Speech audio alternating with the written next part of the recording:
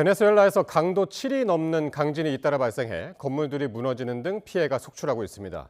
현재까지 사상자가 1,000명을 넘어섰는데 구조 작업이 진행됨에 따라 인명피해는 더욱 늘어날 것으로 보입니다. 류재웅 기자가 보도합니다. 건물이 통째로 폭삭 내려앉았습니다. 어떤 형체였는지 알아볼 수 없습니다. 고층 아파트는 폭격을 맞은 듯 그대로 흘러내린 모습입니다. 가족을 찾는 울부짖음 속에 구조대가 어둠 속에서 후색 구조 작업을 이어가고 있습니다. El más fuerte y fue largo. Fuerte, fue muy fuerte. El edificio se movió de lado a lado porque es increíble pues. Y bueno, que menos mal que no haya tanta gente. 현지 시각 24일 저녁 6시쯤 수도 카라카스에서 서쪽으로 168km 떨어진 카리브해 연안에서 규모 7.2에 이어 7.5의 강진이 잇따라 강타했습니다. 트럼프 미국 대통령이 구조대를 급파하겠다고 밝히는 등 국제구호대가 현장으로 향하고 있으며 베네수엘라 정부는 임시 비상사태를 선포하고 긴급 대응에 나섰습니다. El primer mensaje para nuestro pueblo es mantener la unión para salvar vidas. Inmediatamente de la ocurrencia de estos dos sismos. 후색 구조 작업이 진행되면서 인명 피해도 속속 집계되고 있습니다. 미국 지질국은 10,000명에서 10만 명의 사망자가 나올 수 있다고 우려하고 있습니다. 카리브판과 남미판의 경계에 있는 베네수엘라는 지진이 잦은 지역으로 지난 1967년과 97년 지진 때에도 각각 230여 명과 70여 명이 숨지기도 했습니다. YTN 유재웅입니다. 베네수엘라를 강타한 이번 지진은 126년 만에 최악의 강진으로 기록될 전망입니다. 주택들은 물론 공항과 방송국도 곳곳이 무너졌는데 한 시민은 공포 영화 같았다고 울먹였습니다. 김희준 기자입니다. 차량을 세워둔 채 작업을 하다 잠깐 쉬던 운전자들. 도로가 흔들리며 위험한 기운이 감지되자 혼비백산에 달아납니다. 수도 카라카스 외곽의 한 국제공항. 여행객들이 긴박하게 대피합니다. 베네수엘라 전 의원이 현장에서 촬영한 영상인데 천장이 내려앉고 곳곳엔 먼지가 자욱합니다. Observen cómo quedó el aeropuerto Maiquetía estando nosotros acá adentro. Mira, el desastre que hay. Acabado totalmente. Observen después el terremoto. 베네수엘라 국영 방송사도 여지없이 피해를 입었습니다. 건물 외벽이 무너져 내리고 주차된 차량들도 파손됐습니다. 이번 참사는 1900년 규모 7.7의 강진 이후 베네수엘라 본토와 해안가에서 발생한 지진 중 최대 규모입니다. Abrir la puerta como pudimos, una nube de humo que no nos dejaba ver. Y bueno, cuando bajamos el escenario era de película de terror. 수색 구조 작업이 한창인 가운데 안타깝게도 잇따라 시신이 수습되고 있어 인명 피해도 최악이 될 거란 우려 섞인 전망이 나오고 있습니다.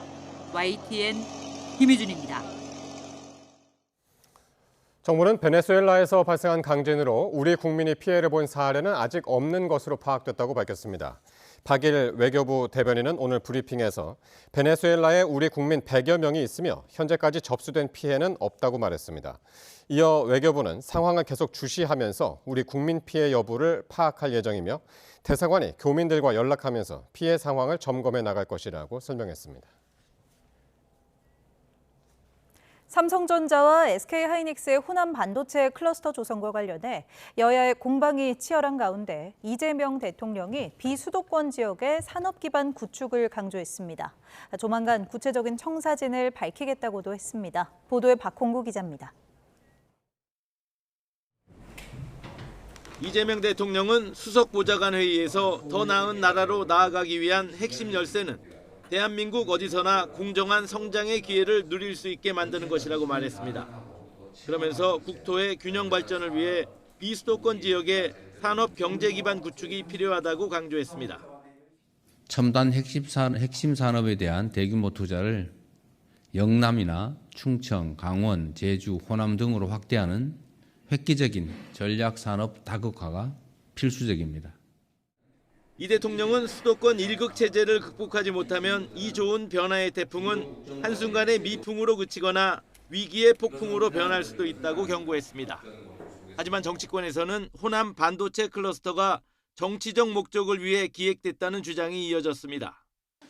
장동혁 대표는 아침 회의 비판 발언에 이어 SNS에도 글을 올려 대통령이 삼전 닉스 회장들을 불러 호남의 반도체 클러스터를 을러댄다며 이는 반도체 줄 테니 정청래 떨어뜨려 달라는 것이라고 주장했습니다.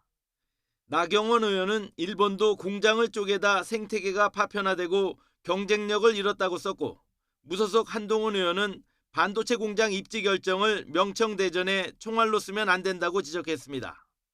대구 경북의 지역구를 든 의원들도 회견을 열어 반도체 공장 입지는 정치적 고려가 아닌 경제성과 산업 논리로 결정돼야 한다고 말했습니다.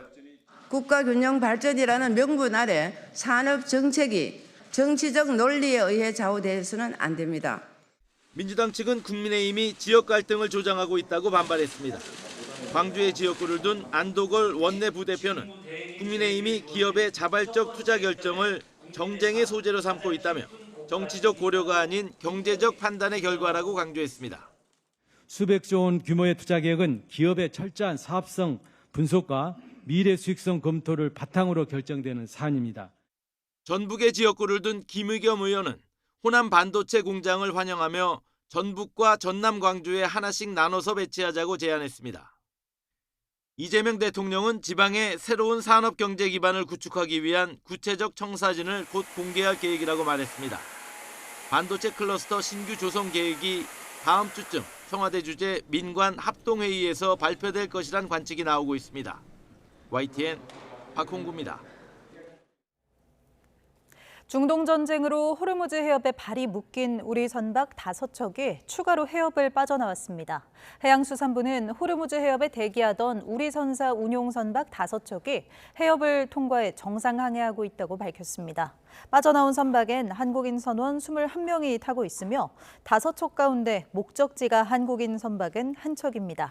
5척이 추가로 호르무즈 해협을 통과함에 따라 해협 안쪽에 남아있는 우리 선박은 13척으로 줄었고 해협 내 한국인 선원은 외국 선박에 승선하고 있는 33명을 포함해 모두 87명으로 줄었습니다. 반도체 특수와 비규제 지역 효과 등으로 경기도 동탄의 아파트값 급등 현상이 이어지고 있습니다.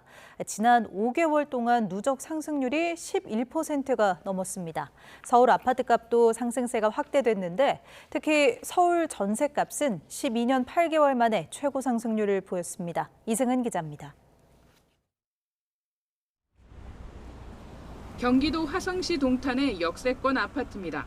이번 달 초 전용 면적 84제곱미터가 22억 2,500만 원에 거래됐습니다. 이 일대 아파트 호가는 한 달 전 실거래가에 비해 5억 정도가 뛰었습니다. 한국부동산론이 집계한 이번 달 넷째 주 주간 아파트 가격 동향을 보면 동탄 아파트 값은 일주일 새 1.65% 뛰어 전국 1위 기록을 이어갔습니다. 집계가 나오기 시작한 지난 2월 이후 5달간 누적 상승률이 11.38%에 이르렀습니다.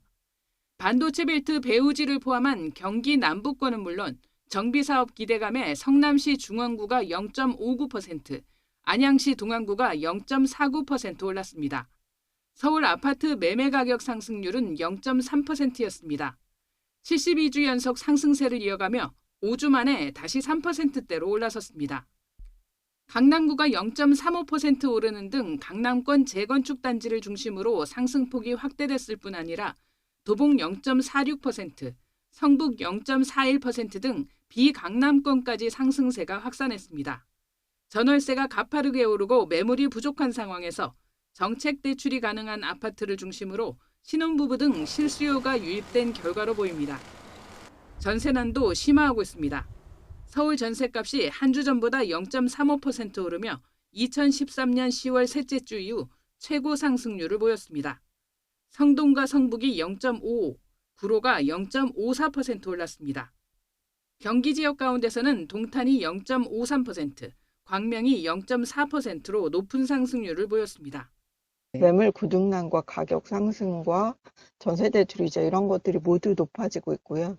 월세 가격도 지금 역대 최고치 상승률을 나타내고 있어서 임대차 시장의 가격 부담으로 이어지고 있는 것이라고 봐야 될 것 같습니다. 부동산 보유세와 금리 인상 전망에도 매물 부족과 전월세 가격 상승, 유동성 확대에 서울과 수도권 핵심 지역을 중심으로 가격 상승세가 이어질 것이라는 시각이 많습니다. YTN 이승은입니다.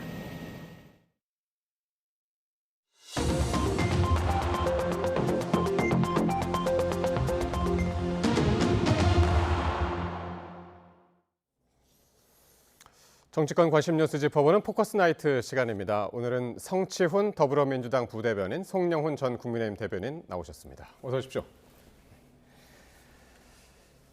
네, 이재명 대통령이 다음 달 1일 문재인 대통령과 청와대에서 오찬을 함께합니다. 청와대는 국정 현안 전반과 국제 정세와 관련해서 허심탄회하게 의견을 나눌 거라고 했는데 오찬이 잡힌 배경을 두고 정치권에서 지금 다양한 이야기들이 나오고 있습니다. 성 부대변인님. 네, 그게 일단 정청래 대표가 최근 행사에서 이제 문재인 전 대통령을 만났고, 근데 같은 날 그 다음 주에 있는 그 식사가 발표가 됐기 때문에 네. 공교롭게 뭐 겹치는 것 아니냐, 신경 쓴 것 아니냐는 말씀을 하실 수는 있는데 대통령의 오찬 약속은요 한참 전에 잡힐 수밖에 없습니다. 다음 주 약속을 지금 정청래 후보가 예비 후보라고 해야 될까요? 예. 정청래 전 대표가 만났네. 그럼 우리도 만나야겠네. 뭐 이런 식의 이 일정 자체가 사실상 불가능하거든요.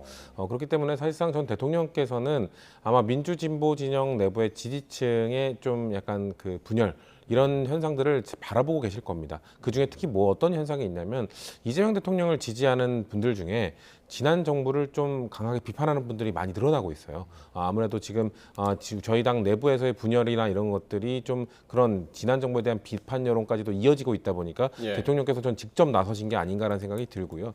이재명 대통령이 중도 확장을 하자고 한 거지 진보를 버리자고 한 게 아니거든요. 그리고 또 이런 걸 통해서 지난 정부를 극복하자고 하시는 거지 지난 정부를 비난하고 실패한 정부라고 또 규정하신 것도 아니거든요. 예. 근데 지지층 사이에서는 일부 그런 목소리가 계속 나오고 있거든요.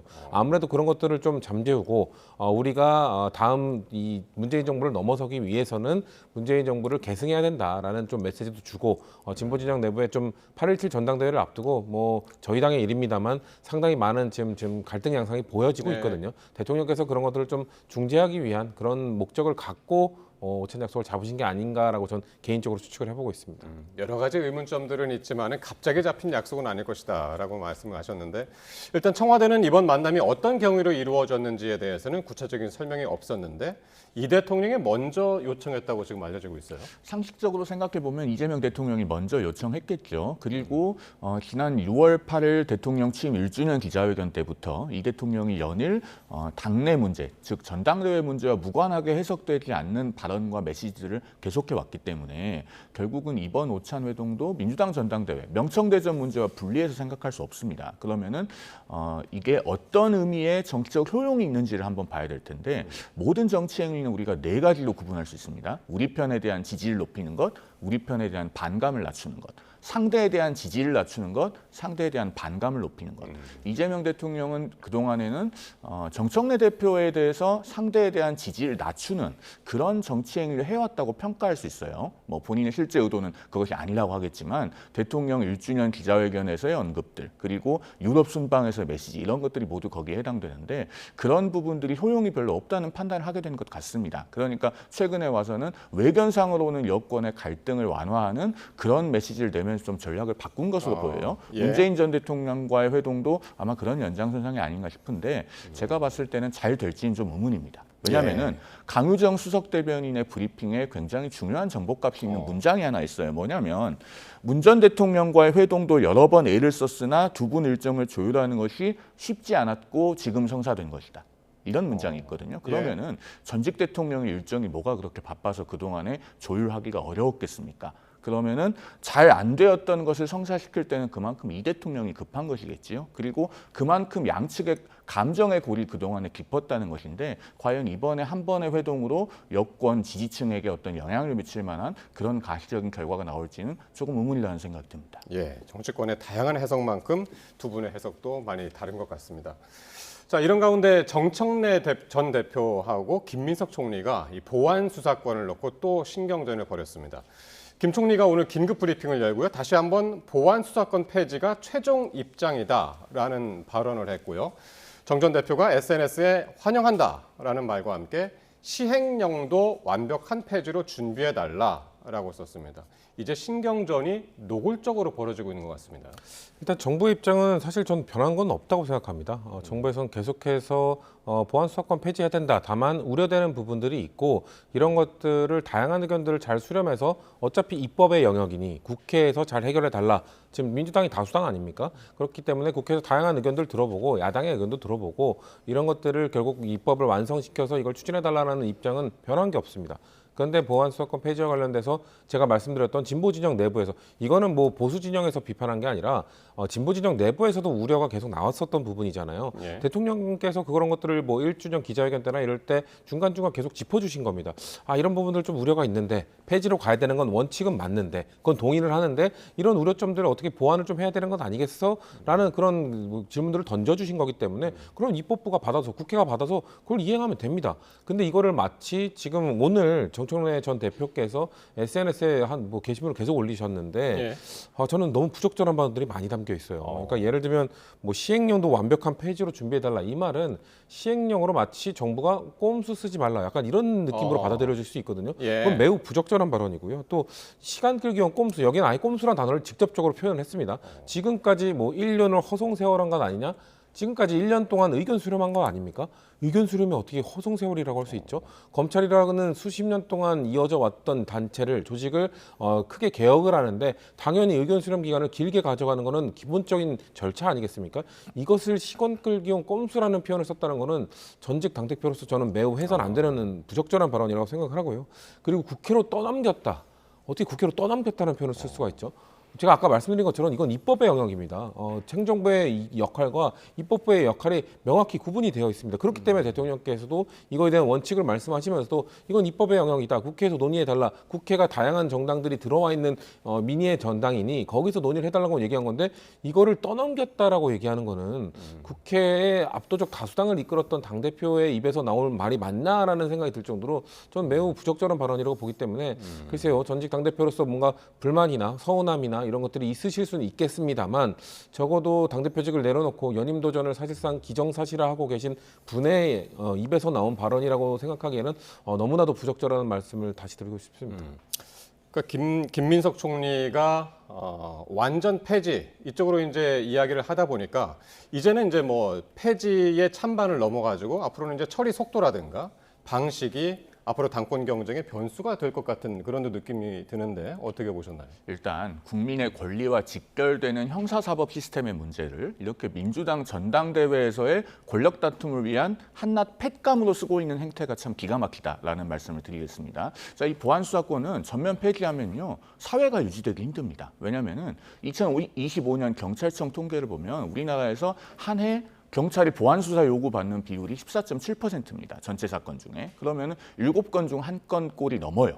그리고 연간 건수로는 11만 건이 넘습니다. 그런데 보안 수사권을 이제 10월부터 완전히 없애버리면 그 형사 사건들이 제대로 처리가 되겠습니까? 사실은 억울한 사람이 재판까지 받게 되거나 혹은 진정 재판에 넘겨져야 될 사람인데 증거가 불충분해서 기소 못하고 재판조차 안 받게 되는 일이 비일비재하게 일어나게 될 겁니다. 그런데 정청래 대표는 SNS에 보안 수사권 전면 폐지 이렇게 한 줄 딱 올리고 김민석 총리도 향후 민주당 전당대회에서의 차별점을 없애기 위해서 본인의 입장도 전면 폐지 쪽으로 정리를 했단 말이에요. 이렇게 전당대회용으로 이 중요한 문제가 소비되고 있는 겁니다.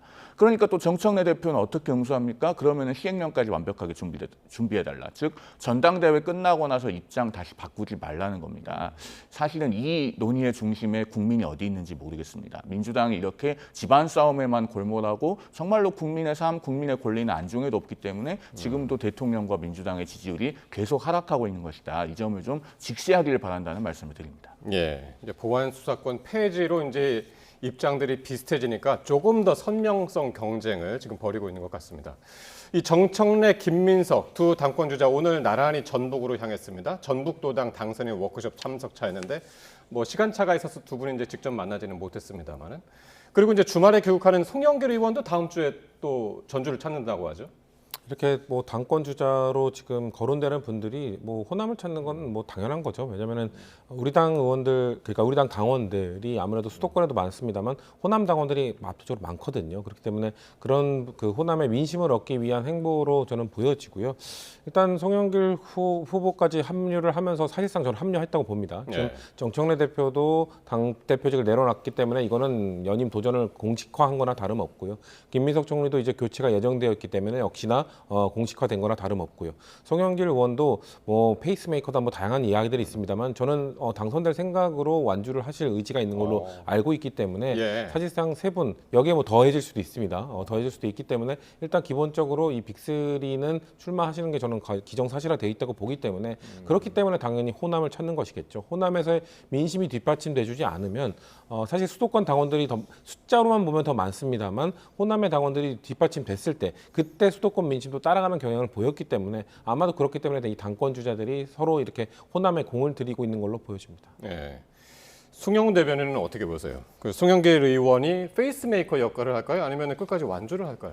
본인은 현재로서는 완주한다고 생각하고 있겠죠. 왜냐하면 2021년 민주당 전당대회, 그러니까 그 돈봉투 전당대회로 널리 알려진 그 전당대회에서 송영길 후보가 승리해서 결국 민주당 대표가 된 적이 있지 않습니까? 한 번 당대표까지 역임한 정치인이 본인 스스로를 페이스메이커라고 생각하고 있지는 않을 거예요. 다만 현재 친명계의 전략은 이런 걸로 보입니다. 앞서 보안수사권 전면 폐지 문제에 대해서 잠깐 이야기했었는데 김민석 총리가 보안수사권 폐지가 정부의 입장이다라고까지 하면서 정청래 대표의 차별점 하나를 없애버리지 않았습니까? 이런 식으로 정청래 대표가 모든 면에서 차별점을 없애나가면서 딱 한 가지 지점에서만 전선을 형성하려는 것이 친명계의 전략일 겁니다. 그러니까 대통령의 의중과 합치될 수 있는 후보이냐 아니면 대통령과 충돌하고 싸울 것 같은 후보이냐 이거 하나로 전선을 좁히려고 할 거고 그다음에 정청래 대표를 1대1로 상대하기에는 버겁다는 것이 현재 친명계의 의중일 것 같아요. 제가 보기에는. 왜냐하면 이 작년 전당대회에서 박찬대 대 정청래 대 박찬대로 겨뤄봤지만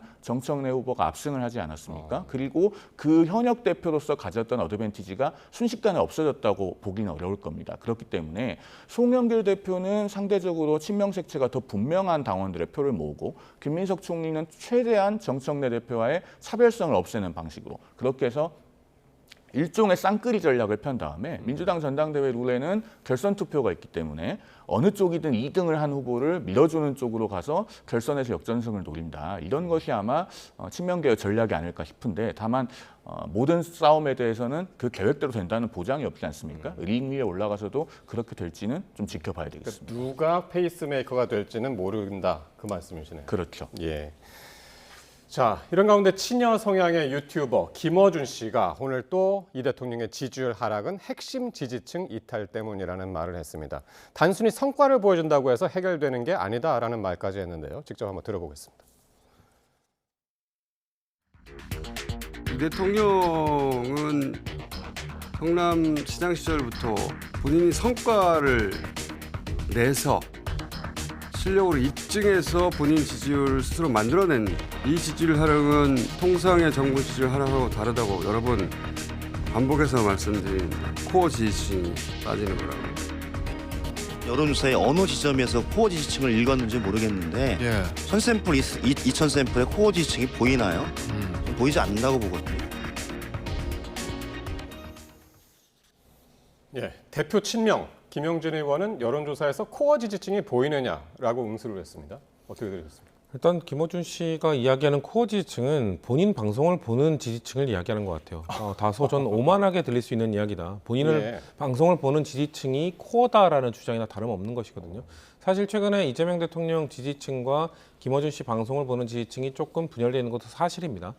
근데 그런 것 때문에 본인 지지층, 본인의 방송을 보는 지지층이 지금 이재명 대통령 지지하지 않는 걸로 응답하고 있는 거 안 보이냐? 약간 이런 응답으로 들려요. 그렇기 때문에 저는 약간의 도발성 발언으로도 보이고 사실 최근에 하는 발언들, 김어준 씨가 하는 발언을 보면은 이런 얘기를 하더라고요. 그러니까 뭐 뉴 이재명이라는 사람들이 우리 여기 뭐 거기 나오는 패널들을 말합니다. 우리들을 다 대체할 수 있다고 생각하냐? 이것도 거의 약간 반협박식의 식의 발언이거든요. 우리가 너네들에 대한 지지를 거뒀을 때 너네들 못 버틸 걸. 약간 이런 식의 발언, 도발성 발언은 전 들릴 수밖에 없다고 봐요. 그렇기 때문에 저는 김어준 씨가 말하는 이 코어 지지층이 너무 불명확하다. 아까 김영진 의원이 정확하게 적확하게 지적을 하셨습니다만 본인의 방송을 보는 그 지지층을 코어라고 표현하는 것 자체, 그건 여론조사에 잡히지 않습니다. 그리고 진보 진영의 코어 지지층이라고 하는 거는 보수 진영도 마찬가지입니다. 코어 지지층이 왜 흔들립니까? 코어 지지층이라는 건 흔들리지 않기 때문에 사실상 코어 지지층, 뭐 다르게 표현하면 뭐 콘크리트 지지층이라도 하잖아요. 그거는 정말 단단하게 보수든 진보든 뭐 30%가 될 수도 있고 뭐 측정하는 기관이나 평가하는 사람들의 다 조금씩 다릅니다만 어쨌거나 흔들리지 않는 지지층을 코어라고 하는 것이지 지금 상황처럼 본인들이 말하는 지금 뭐 분열 좀 갈등의 양상이 형성됐다고 해서 정부를 비판하거나 지지를 거두는 지지를 유보하는 이런 지지층을 코어라고 하지 않거든요. 전 그렇기 때문에 지금 진보 진영 내부에서 있는 결국 노선 투쟁 대통령이 주장하고 있는 중도 실용주의를 좀 확장하는 쪽에 대한 노선, 그리고 지금 김어준 씨를 위시한 분들이 계속해서 이야기하고 있는 아니다, 진보적 색채 강하게 해야 된다. 그러니까 본인들은 이제 코어라고 말을 하고 싶어 하는 것 같은데 결국 노선 투쟁이 지금 강하게 이루어지고 있는 광경이다라고 저는 보고 있습니다. 예. 한편 유시민 작가가 김어준 씨 방송 사전 녹화에 이제 참여를 해서 당권 경쟁과 관련해서 이 대통령을 비판했다는 얘기가 새 나왔습니다. 이게 이제 내일 방송된다고 하는데 26일. 발언 수위에 따라서 파장도 좀 상당할 것 같습니다. 유시민 전 이사장은 최근의 행보를 봤을 때 사실 이 민주당 전당대회에 본격적으로 논객으로서 참전할 의지가 사뭇 분명해 보이지 않습니까? 그런데 김어준 씨 유튜브에 그 논조라고 하는 것이 엄연히 있기 때문에 어떤 발언을 했을지가 그리 예상하기는 어렵지 않다는 생각이 듭니다. 그런데 앞서 저희가 영상으로도 봤습니다마는 김어준 씨 유튜브에서 나온 이른바 코어 지지층에 관한 언급과 같이 여권 내의 담론이라고 하는 것이 현재 이러한 수준이라고 하면 굉장히 암담하다는 생각이 듭니다. 왜냐하면은 역시나 저분들도 민주당 전당대회에 참전하면서 국민의 삶은 안중에 없어요. 지금 어떻습니까? 20대 청년 고용 인구가 이재명 정부 출범 1년 만에 25만 5천 명이 감소했습니다. 전년 동기 대비로 감소한 폭이 5년 4개월 만에 최대폭으로 감소를 했어요. 그다음에 앞서 뉴스에서도 나왔습니다마는 지금 서울 전세 상승률이 주간 기준으로 12년 8개월 만에 최고치를 기록했고 월간으로는 12년 7개월 만에 지난달이 최고 상승률을 기록했습니다. 서울 아파트 매매 가격은요 72주 연속 상승했는데 최고 기록이 문재인 정부 때 85주 연속 상승이거든요. 지금 그 신기록 경신을 향해 가고 있습니다. 그러면은 정권과 여당의 지지율이 과연 이른바 코어 지지층에서만 빠지겠습니까? 지금 전 세대를 막론하고 민생이 어렵습니다. 고환율, 고유가, 고물가로 국민들이 고통받고 있는데 이분들의 담론에는 그런 게 없어요. 그러니까 유시민 전 이사장도 김어준 씨 유튜브에 나와서 또 권력 다툼에 매몰되는 이야기를 하게 되면 이런 것들이 결국 여권으로부터 국민들의 마음이 떠나가는 계기가 될 것이다라는 말씀을 드립니다. 예, 유시민 작가가 이 대통령에 대해서 또 어떻게 이야기했는지 내일 한번 확인해 보겠습니다. 자, 국민의힘 얘기하기 전에 요거 하나만 더 짚고 가겠습니다. 이 대통령이 오늘 이재용 삼성전자 회장을 만나서 만찬을 함께 했다고 합니다. 이 자리에서 호남권 반도체 클러스터 구축 등 반도체 지방 투자 계획을 최종 조율한 걸로 알려졌는데 야권에서 비판의 목소리가 크네요.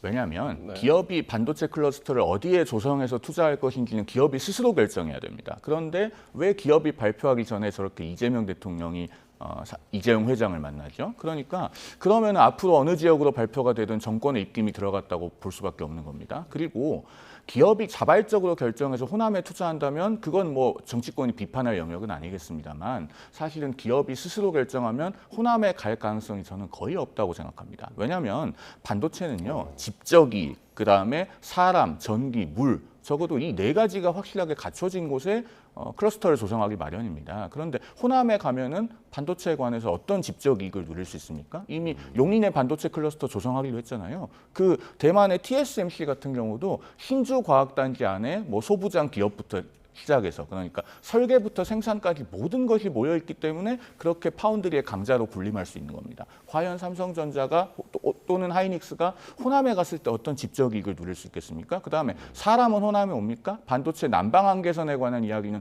많이들 들어보셨을 겁니다. 그러니까 용인이나 평택보다 더 남쪽으로는 우수한 인력이 가지 않아요. 지금 충청북도도 반도체에 관한 인력을 구하기가 어려워서 난리라고 합니다. 그다음에 전기나 물은 충분합니까? 호남이 외견상 발전 용량이 많은 것 같지만 그 용량의 46.6%가 태양광입니다. 간헐성이 있어요. 그리고 야간이 되면은 발전 용량이 떨어집니다. 그럼 반도체의 안정적인 설비 작동을 담보할 수 있습니까? 물은 어떻습니까? 2023년 4월에 호남에 큰 가뭄이 들었을 때 광주 옆에 있는 화순의 동복댐은 그 저수율이 18%까지 떨어진 적이 있고 순천의 주암댐은 20%까지 떨어진 적이 있어요. 그러니까 모든 면에서 입지가 반도체 클러스터에 맞지 않는데 정권의 입김 때문에 가는 겁니다. 이건 정말 황금알을 낳는 거위에 배를 가르는 거기 때문에 심각한 문제라는 말씀을 드립니다. 송영훈 대변인은 기업이 결정을 한다면 호남에 갈 이유는 없다라고 이야기를 했는데 청와대 김용범 실장은 지역균형 발전을 고려한 거라고 이야기를 했는데요.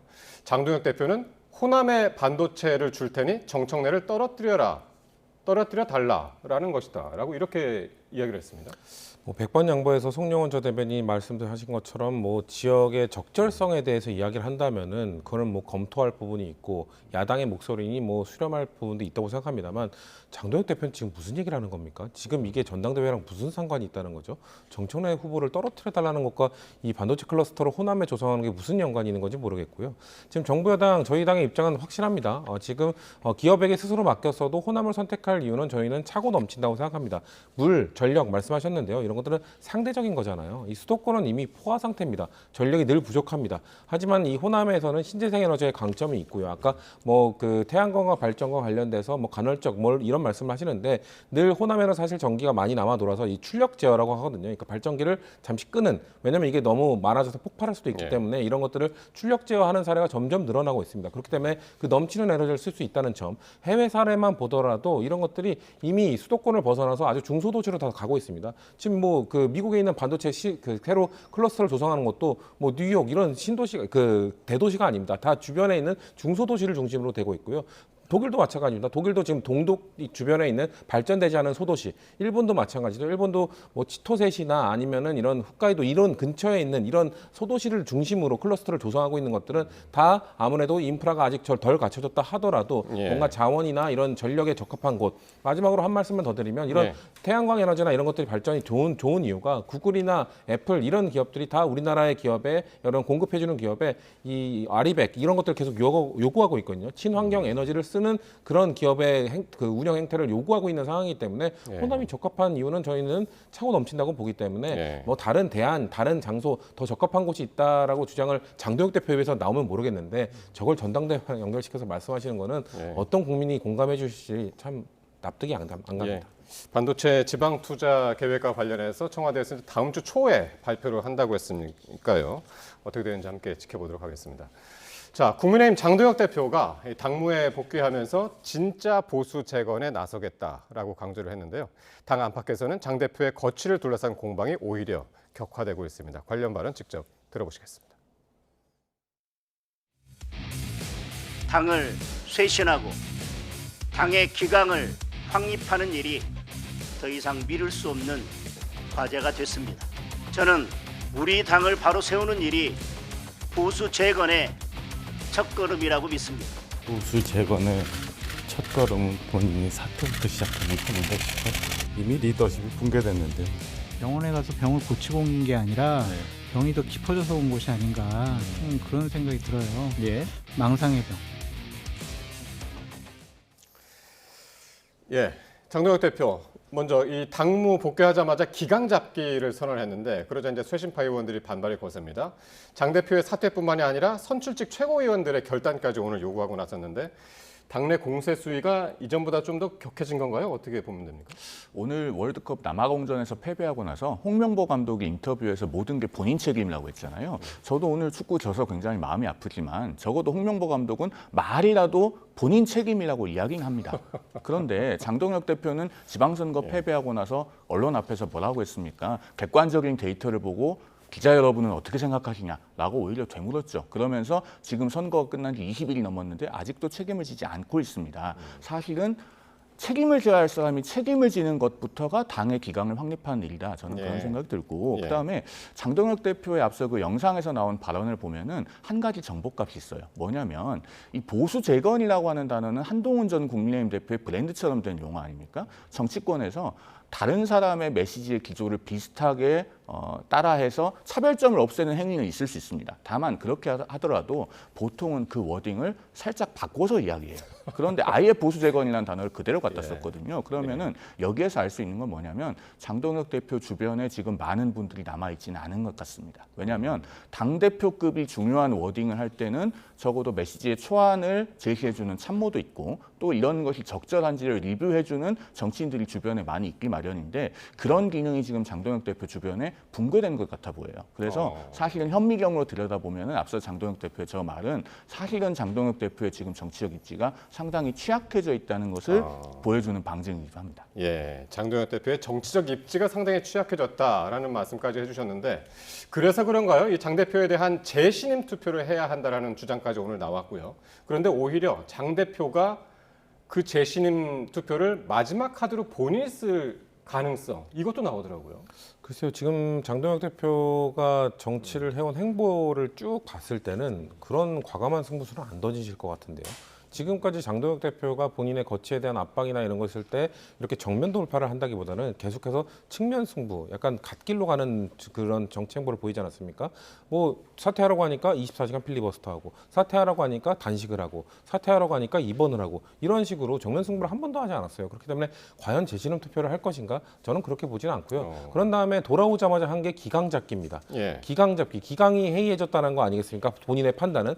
본인이 입원하면서 생각해 보니까 그게 더 심각하게 판단이 됐다는 건데 자 그러면은 기강이 해이해졌다는 그 근거가 뭡니까? 당대표의 거취를 이야기한다던가 아니면 당대표에게 비판한다던가 이게 그럼 기강이 흐트러진 거라면은 지금 그럼 장동혁 대표는 대한민국의 기강을 흐트러뜨리고 있는 건 아닙니까? 계속 이재명 대통령에 대해서 비판하고 계시고 이재명 대통령의 거취에 대해서 얘기하고 계시는데 그런 것만으로 그게 명분이 된다면 본인부터 지금 기강을 흐트러뜨리고 있는데 이런 말이 안 되잖아요. 그렇기 때문에 저희도 우리는 집권 여당입니다만 제1야당의 대표가 우리의 뭐 전혀 공감하기 어려운 이야기를 하더라도 그냥 제1야당 대표니까 하고 저희는 듣고 있습니다. 하지만 지금 장동혁 대표는 본인 진영 내에 있는 본인에 대한 비판의 목소리조차 못 듣는 그런 발언조차 인정하지 못하는 그런 아주 편협한 정치를 하고 있는 사람이기 때문에 저는 정면 돌파할 가능성이 매우 낮다. 그래서 재진입 투표도 먼저 제안할 가능성은 저는 거의 없다고 보고 있습니다. 예.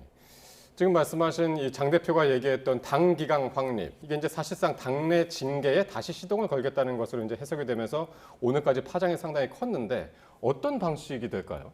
실제로 징계를 추진한다면 역풍이 어마어마하고 아마 장동혁 대표의 정치적 지위가 붕괴되는 결과에 이르게 될 거라고 생각합니다.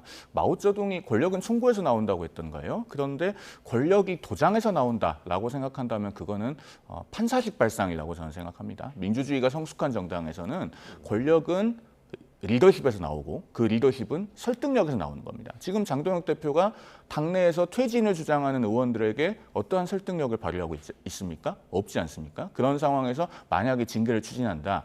정치적인 역풍이 일단 당내에서 만만치 않을 것이고 그다음에 국민들께서도 이해를 못할 것이고 법적으로도 그 징계의 효력은 유지되지가 않을 거예요. 지금 서울 남부지방법원 민사 51부가 올 봄과 그대로 있습니다. 그러면은 김종혁 전 최고위원, 배현진 서울시당 위원장에 대한 징계 효력정지 가처분을 받아들였던 바로 그 재판부거든요. 그러니까 해봤자 효용이 없는 겁니다. 그런데 만약에 그런 걸 하게 되면 국민의힘으로부터 민심이 떠나가는 계기만 제공할 뿐이에요. 그 2호선 국민의힘 당무감사위원장이 정점식 원내대표에 대해서 매우 부적절하다고 공개 비판을 하지 않았습니까? 제가 그 말을 보고 오버랩된 우리 정치권의 사례가 있었는데 2019년 12월에 당시에 바른미래당 손학규 대표의 퇴진을 요구하던 변혁이라는 의원 모임이 있었습니다. 변화와 혁신을 위한 비상행동의 줄임말인데 거기에 가담했던 바른미래당의 오신환 원내대표를 바른미래당 윤리위원회가 당원권 정지 1년 징계를 내려요. 그리고 당시 손학규 대표가 국회의장에게 공문을 보내서 오신환 원내대표는 이제 우리 당의 원내대표가 아니다. 이렇게 합니다. 그러니까 바른미래당 의원 과반수가 그날 모여가지고 오신환 의원이 우리 원내대표가 맞다. 라고 공개적으로 선언을 해요. 그런데 이런 일이 얼마나 볼썽사납습니까? 그런 일이 국민의힘에서 다시 재현되면 되겠습니까? 혹시라도 징계를 염두에 두고 있다면 꿈도 꾸지 마시라라는 말씀을 드립니다. 예. 정점식 원내대표 한때 이제 장동혁 대표랑 이제 상당히 이제 가까운 노선을 이제 걷고 있었는데 최근에는 이제 투톱이 균열을 일으키는 것이 아닌가 이제 그런 해석도 있고요. 그래서 정점식 원내대표가 취임 후에 중진들하고 릴레이 식사 회동을 지금 하고 있지 않습니까? 요거는 어떤 식으로 해결이 될까요? 정정식 원내대표가 중심이 돼서 해결이 이루어질까요? 어떻게 보십니까? 글쎄요, 저는 그 당 소속이 아니라서 밖에서 보는 입장에서는 정정식 원내대표는 장동혁 지도부를 퇴진을 요구한다거나 이런 식으로 결론을 낼 분이 아니라고 좀 보고 있습니다. 아마도 중재안을 내지 않을까. 지금 당권파에서 자꾸 조광한 최고위원 이런 분들이 징계의 목소리를 계속 내고 있는 이유가요. 중재 카드를 계속 제시하는 거로 좀 보고 있거든요. 아마도 정정식 원내대표는 전 이렇게 할 것 같습니다. 장동혁 지도부를 유지하는 조건 대신에 비당권파에 대한 징계도 멈추는 조건, 이 두 개를 어떻게 보면 정치적 협상의 도구로 활용을 해서 자, 우리 당은 하나로 가야 됩니다. 국민의힘 하나로 가야 되니까 장동혁 지도부도 인정해주고 대신 비당권파에 대한 징계도 다 멈춥시다. 이런 식으로 전 중재안을 낼 거라고 봅니다. 아마도 지금의 비당권파는 정정식 원내대표가 예전에 친윤이었지만 지금은 좀 변했다. 지금은 장동혁 대표에 대한 비판 여론을 키워가고 있다. 그렇기 때문에 이 여론 수렴 과정을 거쳐서 아마도 장동혁 지도부의 거취에 대한 이야기를 할 것이다라고 좀 기대를 하는 것 같은데 제가 볼 땐 그렇지 않습니다. 정정식 원내대표는 아무리 지금 입장이 좀 변한 것처럼 보이지만 결국 친윤은 친윤이거든요. 그렇기 때문에 친윤을 옹호했던 장동혁 대표를 대놓고 공식적으로 거취를 물러나라라든지 이런 발언을 전 할 뿐이 아니라고 보기 때문에 제가 말씀드린 중재안으로 뭔가 화합과 통합이라는 명분 아래 장동혁 지도부를 유지시키는 쪽으로 전 갈 거라고 좀 봅니다. 정점식 원내대표의 역할 같이 지켜보겠습니다. 네, 지금까지 성치훈 더불어민주당 부대변인, 송영훈 전 국민의힘 대변인과 함께했습니다. 고맙습니다. 비록 경기는 졌지만 광화문 광장에서는 이번에도 열띤 응원전이 펼쳐졌습니다. 역전을 기원하던 시민들은 아쉬운 결과에 허탈해하면서도 32강 진출 기대를 놓지 않았습니다. 보도에 송수현 기자입니다. 올라가는 움직임을 취하면서 상대를 끌어내려야 되는데 32강 진출이 걸린 남아공전을 응원하기 위해 붉은 악마 추산 3만 명이 광화문 광장에 모였습니다. 광화문 광장은 붉은 옷을 입은 시민들로 발 디딜 틈이 없습니다. 지나가던 시민들도 발길을 멈추고 대형 스크린을 바라보고 있습니다. 시민들은 대한민국을 외치며 열심히 응원했지만 후반전 남아공의 선제골이 터지자 일순간 탄성이 터져 나왔습니다. 생각처럼 풀리지 않는 경기에 시간이 천천히 흘렀으면 바라기도 하고 먹히고 시간이 흐를수록 너무 시간이 빨리 가는 것 같아서 좀 천천히 갔으면 하는 마음이 있었습니다. 회심의 일격이 상대팀 골키퍼에게 막혔을 때는 머리를 감싸주기도 했습니다. 비기기만 해도 32강에 자력 진출할 수 있었던 경기.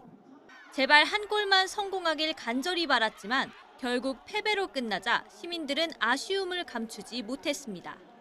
남아공 상대로는 당연히 이길 거라고 모두가 예상을 했지만 다들 많이 아쉬워하더라고요. 좀 이게 먹힐 일인가 싶어가지고. 애간장이 너무 타고 그다음에 빨리 한 골을 넣어야 되는데 그래가지고 좀 답답했습니다. 그래도 아직 끝나지 않았다는 외침도 들립니다. 안타깝게도 져가지고 조 3위로 되긴 했지만 그래도 꼭 뒤에 내 팀이 더 있어서 토너먼트로 잘 갈 수 있었으면 좋겠습니다. 태극 전사들을 향한 뜨거운 함성은 아직 멈추지 않았습니다. YTN 송수연입니다. 예, 축구 대표팀에 대한 응원은 광화문 광장뿐만 아니라 전국 곳곳에서 펼쳐졌습니다. 이른 아침부터 시민들은 치킨집, 호프집 그리고 거리에서까지 응원전을 이어갔습니다. 최승훈 기자입니다. 치킨집에 붉은 옷을 입은 손님들이 가득합니다. 함께 옷을 맞춰 입은 직장인부터 대학교 동아리 친구들, 가족들까지 응원전에 나섰습니다. 저희 막내가 특별히 축구하는 날이라고 맞춰 입고 싶다고 해가지고 한 4, 5일 전에 미리 인터넷 구매해가지고. 외국인 관광객들도 손흥민 선수 유니폼을 입고 대한민국을 외치며 힘을 보탰습니다. 대한민국. 이른 아침부터 치킨집은 월드컵 응원 열기로 달아올랐습니다. 평소 오전 10시부터 문을 여는 이곳 치킨집은 남아공전을 앞두고 새벽부터 손님 맞이를 준비했습니다. 110석에 달하는 자리가 외국인 관광객과 직장인들로 꽉 찬 모습입니다. 비슷한 시각 호프집도 손님들로 만석이 됐습니다. 모두가 한마음으로 대형 스크린을 바라보며 환호성을 지르기도 탄식을 내뱉기도 합니다.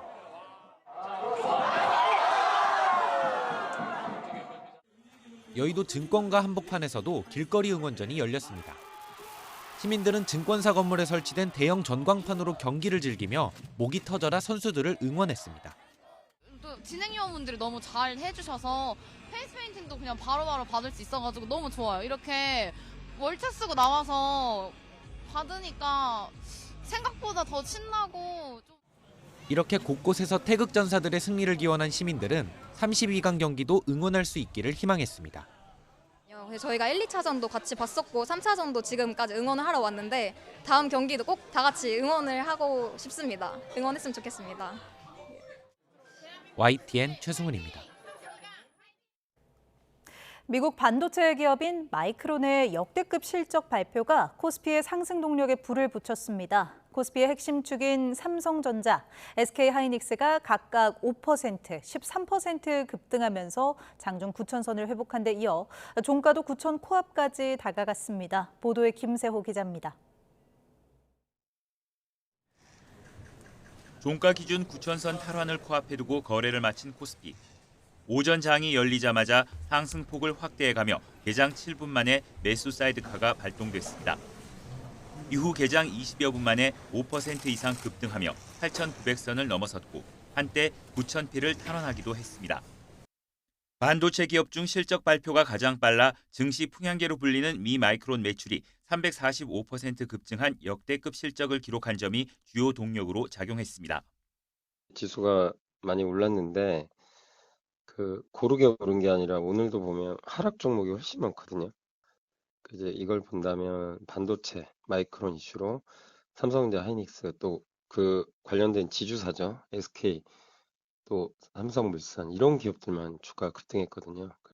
삼성전자는 5% 이상 오른 35만 8,500원, SK하이닉스는 13% 이상 급등한 291만 7천 원으로 장을 마쳤습니다.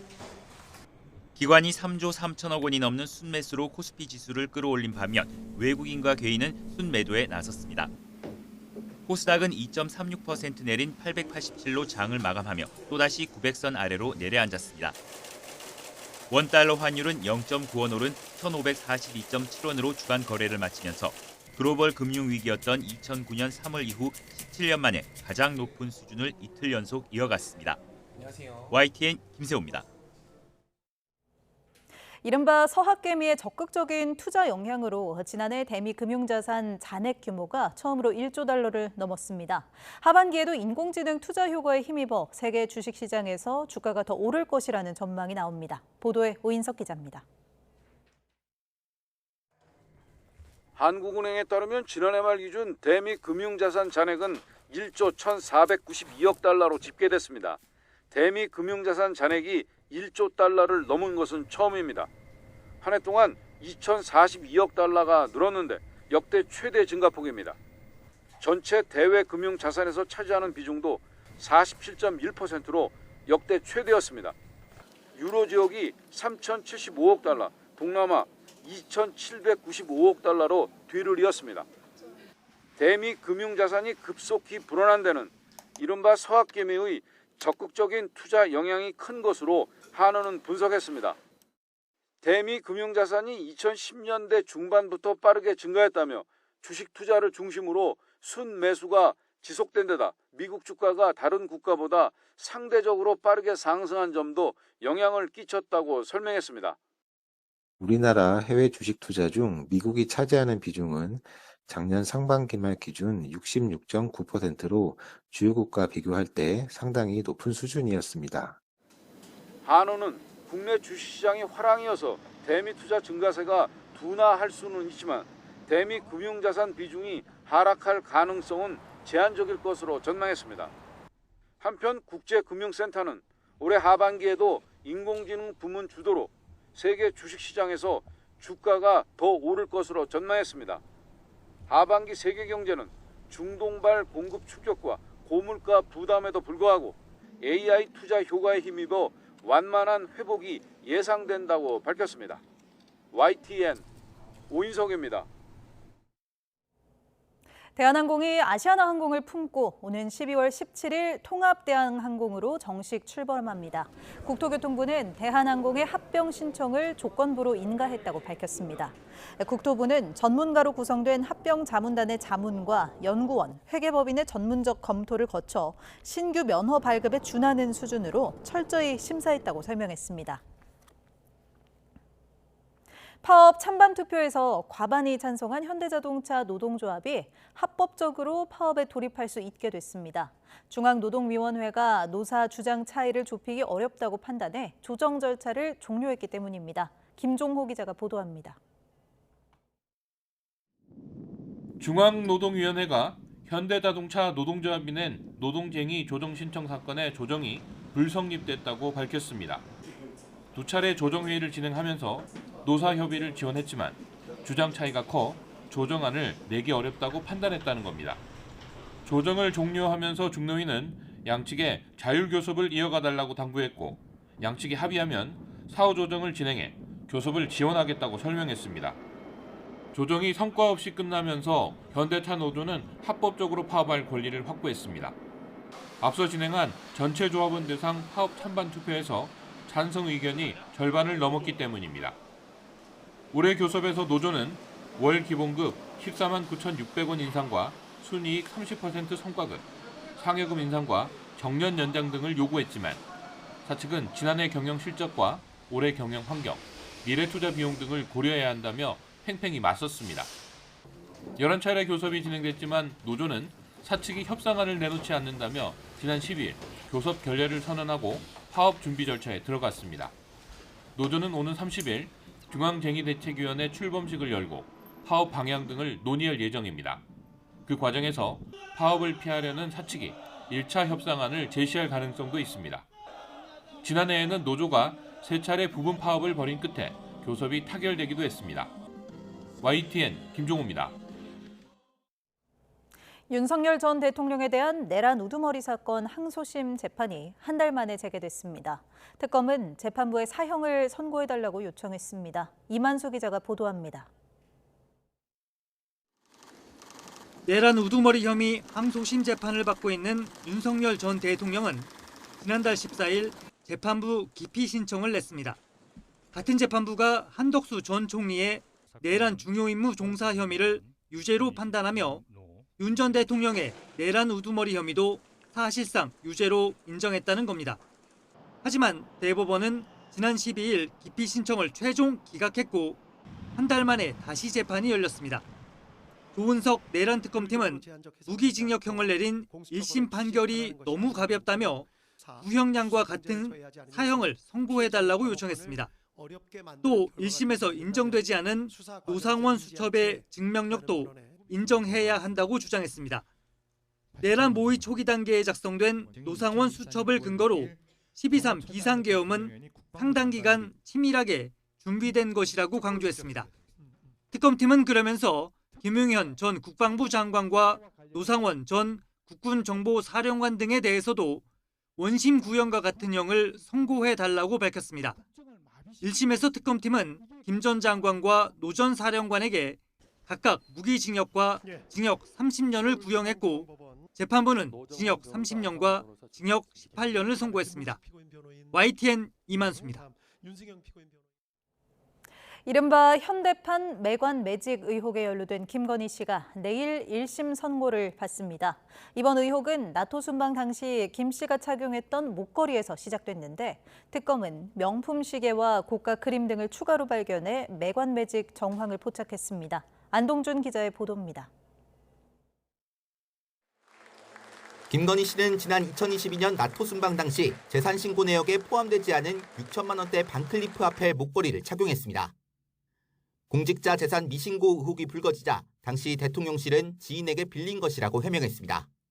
수사가 시작되자 김 씨 측은 검찰에 해당 목걸이가 모조품이라는 진술서를 제출했고 이후 특검이 압수한 목걸이 역시 모조품으로 나타났는데 김 씨 구속심사 직전 반전이 일어났습니다. 서희건설 이봉관 회장이 맞사위 인사청탁을 대가로 김 씨에게 목걸이를 건넸다는 자수서와 함께 진품 목걸이를 제출한 겁니다.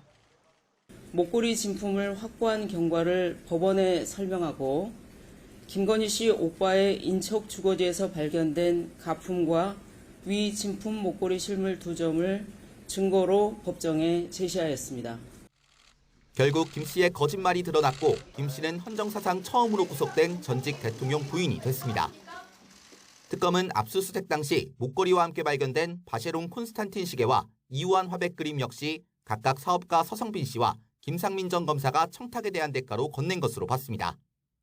추가로 발견된 금거북이는 이배용 전 국가교육위원장이 건넨 사실이 알려지며 매간 매직 의혹은 일파만파 커졌습니다. 3개월 넘는 재판 끝에 김건희 씨는 물론 금품을 건넨 이 회장 등도 법원의 첫 판단을 받게 됐습니다. 금품은 받았지만 청탁은 없었다는 김 씨 측과 매간 매직 행위라는 특검 측 주장이 대립하는 가운데 법원이 어떤 판단을 내릴지 주목됩니다. YTN 안동준입니다. 검경 합수본이 이만희 신천지 총회장의 신병을 확보하면서 정치권을 향한 수사도 빠르게 진행될 것으로 보입니다. 국민의힘 측의 요청이 있었는지 여부가 핵심 수사 대상이 될 전망입니다. 조성호 기자가 보도합니다. 신천지 이만희 총회장은 지난 4일 검경 합수본 소환 이후 약 3주 만에 구속 전 피의자 신문에 출석했습니다. 올해 95살, 신천지 측은 이만희 회장이 초고령인데다 수사에 성실히 협조해왔다면서 불구속 수사를 주장했습니다. 하지만 법원은 받아들이지 않았고 증거인멸 염려가 있다면서 구속영장을 발부했습니다. 신천지 신도의 국민의힘 당원 집단 가입 의혹과 관련해 정점인 이만희 회장의 신병을 확보한 합수본 수사는 더 탄력을 받게 됐습니다. 정치권, 특히 국민의힘을 정조준한 강도 높은 수사가 예상됩니다. 이 회장은 지난 2021년부터 2024년까지 신도 5만 6천여 명을 국민의힘 당원으로 집단 가입시킨 혐의를 받고 있습니다. 합수본은 교회 용지 용도 변경을 포함해 교단 현안 해결을 위해 신천지가 나선 걸로 의심하고 있습니다. 지난 2022년 대선 당시에는 이 회장이 윤석열이 대통령이 돼야 한다는 취지의 말을 했다는 진술도 확보됐습니다. 다만 국민의힘 당원 집단 가입이 이만희 회장의 독단적인 결정이었는지 아니면 국민의힘 측으로부터 요청을 받았는지는 아직 확인되지 않았습니다. 향후 합수본 수사 결과에 따라 정치권 파장이 불가피해 보이는 대목입니다. YTN 조성호입니다. 경찰이 불법 정치 자금을 주고받았다는 의혹이 제기된 사랑제일교회와 자유통일당을 압수수색했습니다. 교회와 자유통일당 측은 정상적인 금전 대차 계약에 따른 것이었다며 반발했습니다. 정영수 기자의 보도입니다. 경찰이 사랑제일교회와 전광훈 목사, 전 목사가 창당한 자유통일당에 대한 압수수색에 나섰습니다. 전 목사의 자택과 서울 성북구 사랑제일교회, 자유통일당 중앙당사 등이 대상이었습니다. 지난해 12월 선관위가 정치자금법 위반 혐의로 전 목사와 자유통일당의 전 대표 등 6명을 고발한 데 따른 조치입니다. 선관위는 사랑제일교회가 2020년부터 지난해까지 기부금 등을 모아 자유통일당에 102억 원을 빌려줬지만 이자나 원금이 거의 상환되지 않은 것으로 보고 사실상 불법 정치자금이 오간 것으로 판단했습니다. 정치자금법은 국내외 법인 단체의 정치자금 기부를 금지하고 누구든지 법인 단체 관련 자금으로 정치자금을 기부할 수 없도록 했습니다. 고발 당시 선관위는 불법 정치자금을 주고받기 위해 금전 대여 관계를 악용한 행위는 유사 사례가 발생할 우려가 큰 중대 범죄라며 취지를 설명했습니다. 압수수색 소식이 전해진 뒤 사랑제일교회 측은 자유통일당에 자금을 빌려줄 때 선관위에 신고했고 법적으로도 투명한 거래였다며 경찰과 선관위가 표적 수사를 한다는 입장을 냈습니다. 자유통일당도 정치 자금이 아니라 상환을 전제로 교회 측과 합법적인 금전 대차 계약을 맺은 거라며 압수수색은 야당에 대한 무차별적인 정치 탄압이라고 주장했습니다. YTN 정영수입니다. 개표소 봉쇄 시위가 이어지고 있는 서울 송파구 올림픽공원에서 경찰관에게 침을 뱉은 혐의로 체포된 40대 여성이 구속됐습니다. 경찰은 개표소 출입문을 끝까지 막아섰던 여성에 대해서도 출석을 요구하는 등 시위 관련 불법 행위에 엄정 대응하겠다는 방침입니다. 조경원 기자가 보도합니다. 흰색 원피스를 입은 여성이 꿋꿋한 걸음으로 마스크로 얼굴을 가린 채 법정으로 향합니다. 경찰관 얼굴에 침을 뱉고 욕설을 한 혐의로 체포된 40대 A씨가 구속 전 피의자 신문을 받기 위해 법원에 출석한 겁니다. 경찰관에게 욕설한 것이 맞느냐는 질문에 A씨는 구호로 대답을 대신했습니다.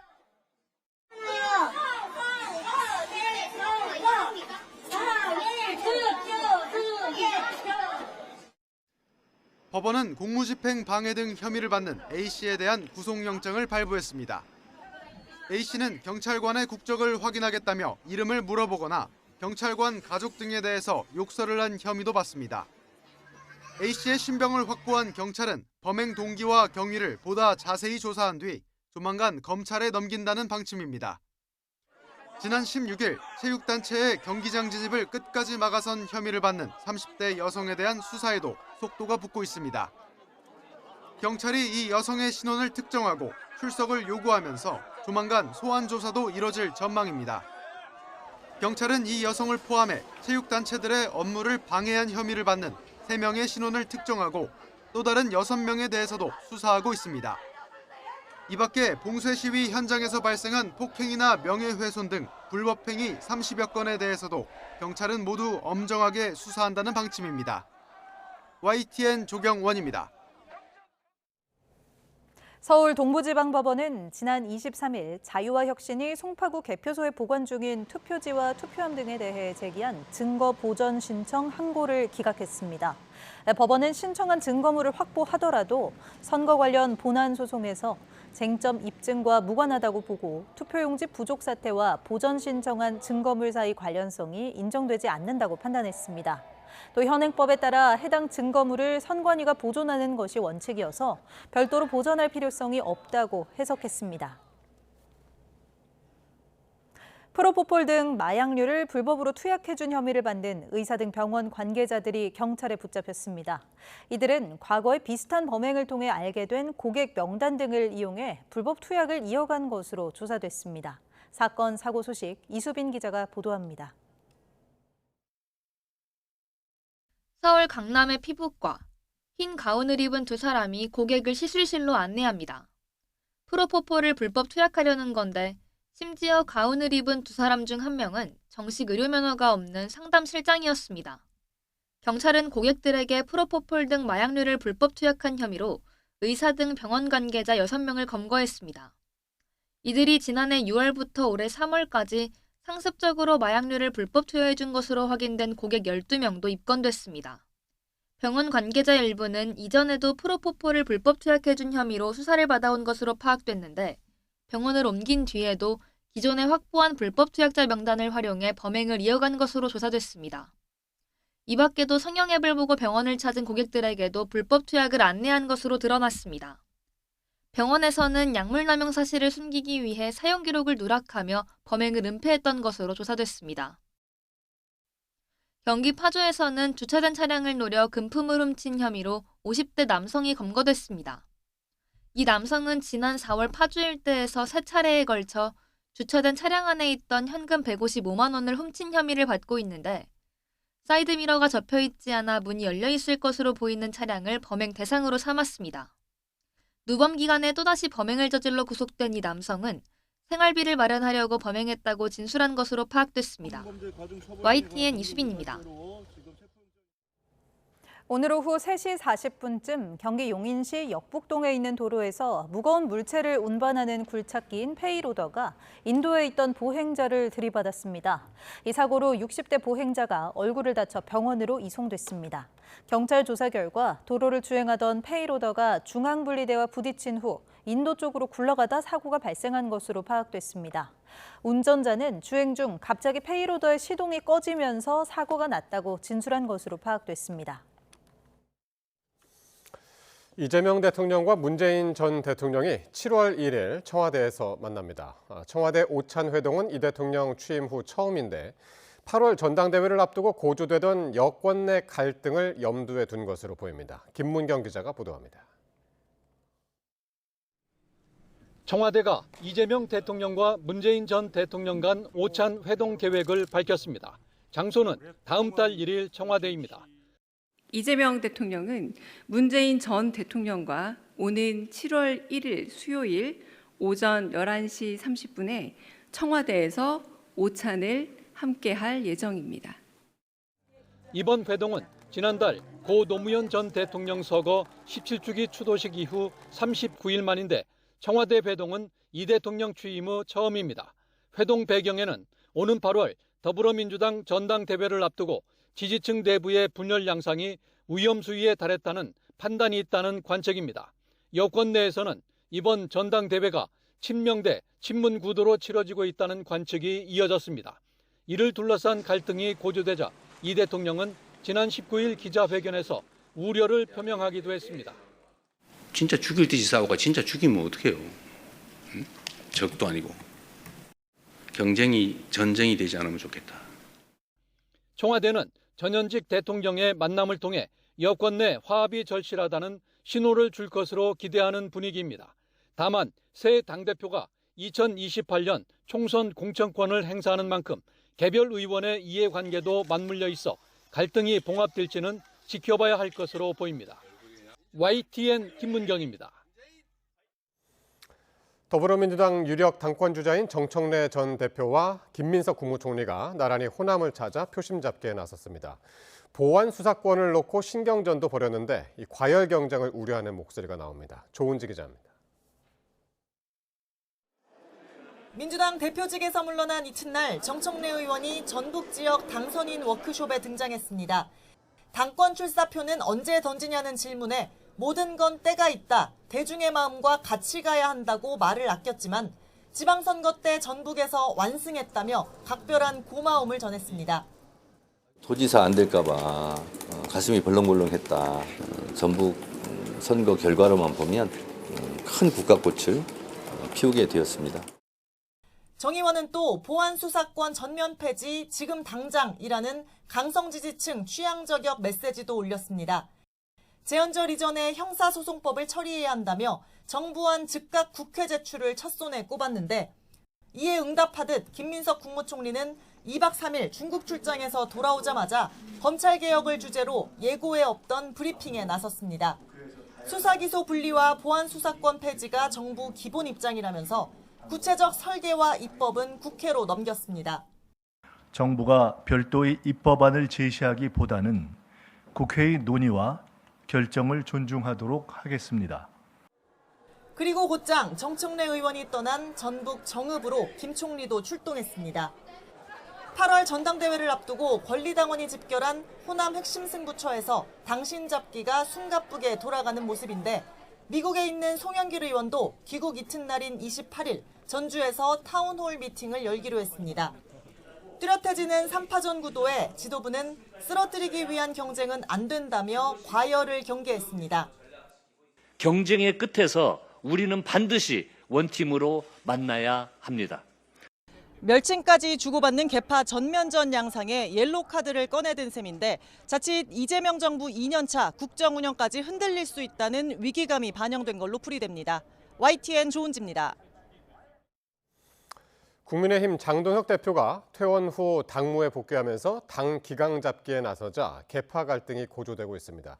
쇄신파는 당 지도부가 총사퇴한 뒤 전당대회를 다시 치르자고 촉구했습니다. 이동호 기자입니다. 건강 악화 등으로 입원했다가 퇴원한 다음 날 최고위원회의에 나온 국민의힘 장동혁 대표. 투표용지 부족 사태와 관련한 특검을 거부하면 혁명 수준의 국민 저항에 직면할 것이라며 목소리를 높였습니다.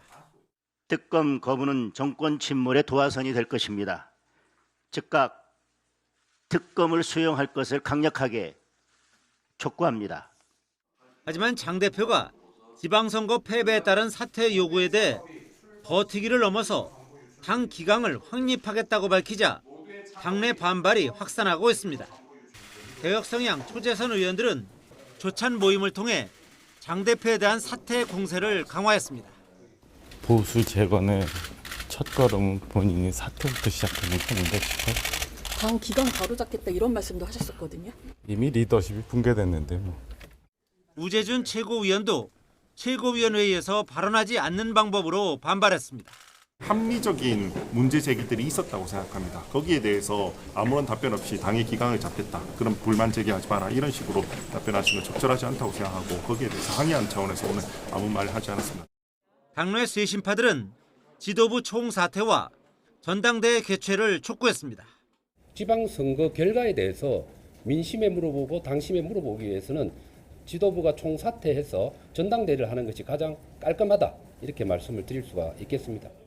특히 당의 혼란을 조기에 매듭짓기 위해 신동욱 최고위원을 비롯한 선출직 최고위원들의 결단을 요구했습니다.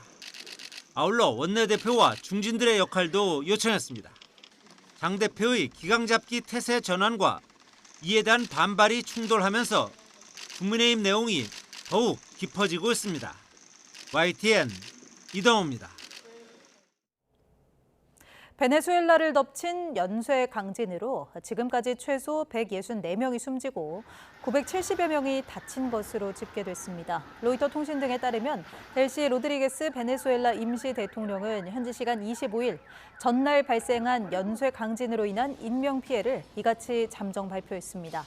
이는 24일 집계된 사망자 최소 32명, 부상자 700명에서 하루 만에 크게 늘어난 것입니다. 로드리게스 임시 대통령은 앞서 국영방송에 출연해 규모 7.2와 7.5의 연쇄 강진과 20여 차례의 여진에 따라 국가 비상사태를 선포했습니다. 베네수엘라의 이번 강진은 불과 39초 간격으로 규모 7.0 이상의 강진이 잇따라온 것이었습니다. 이례적인 이 쌍둥이 초강진에 도시 곳곳이 무너져 내렸습니다. 보도에 김정회 기자입니다. 건물이 종이장처럼 주저앉고 도시는 순식간에 거대한 먼지 구름에 휩싸입니다. 베네수엘라 북중부 해안을 규모 7.2와 7.5의 초강력 쌍둥이 지진이 강타했습니다. 불과 39초 만에 규모 7.0 이상의 본진급 지진이 연달아 터진 겁니다. 위력은 상상을 초월합니다. 규모 7.2는 히로시마 원자폭탄 60개, 규모 7.5는 180개가 동시에 터지는 수준의 에너지를 뿜어냅니다. 원폭 240개가 연달아 도심 지하를 강타한 셈입니다. 쌍둥이 지진의 연쇄 충격은 연쇄 붕괴를 불러왔습니다. 첫 번째 규모 7.2의 강진으로 건물 구조에 균열이 가며 아슬아슬하게 버티던 건축물들이 불과 39초 뒤 몰아친 7.5의 더 강력한 2차 충격을 견디지 못하고 그대로 폭삭 주저앉은 겁니다. 7.2는 지하 20km에서 남북 방향으로 쪼개진 단층이었는데 7.5 지진은 단층 면을 따라 동서 방향으로 찢어지는 좀 특이한 모양의 두 개의 지진이 동시에 발생을 하면서 피해를 키운 것으로 판단이 되고 있습니다. 대개 강진 이후 찾아오는 여진은 수분에서 수시간의 간격을 두지만 이번엔 채 1분도 되지 않아 대형 지진이 연달아 터지면서 주민들이 건물 밖으로 탈출할 최소한의 골든타임마저 없어 피해를 키웠습니다. 지진 전문가들은 남미판과 카리브판이 맞물리는 복합 단층대의 압축 에너지가 한꺼번에 폭발하며 이례적인 쌍둥이 지진을 일으켰다고 분석하고 있습니다. 특히 지진의 진원이 10km 안팎으로 매우 얕아 지상으로 전달된 충격파가 배가 됐고 수도 카라카스를 비롯한 주요 밀집 도시에 노후화된 인프라가 겹쳐 결국 유례없는 대참사로 이어지고 말았습니다. YTN 김정희입니다. 일본에서도 베네수엘라 못지않은 규모 7.2의 지진이 발생했습니다. 한때 신칸센 운행이 중단되기도 했는데 큰 피해는 없었습니다. 도쿄에서 이승배 특파원입니다.